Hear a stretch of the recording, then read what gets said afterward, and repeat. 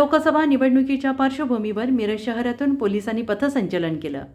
छत्रपती शिवाजी महाराज रोडवर संचलन करण्यात आलं। अप्पर पोलीस अधीक्षक रितू खोकर, पोलीस उपअधीक्षक प्रणिल गिल्डा, पोलीस निरीक्षक अरुण सुगावकर, पोलीस निरीक्षक सुधीर भालेराव, पोलीस निरीक्षक अविनाश पाटील यांच्यासहित पोलीस अधिकारी कर्मचारी यावेळी उपस्थित होते। लोकशाही बळकट करण्यासाठी सर्वांनी मतदान करा असं आवाहन अप्पर पोलीस अधीक्षक रितू खोकर यांनी केलं।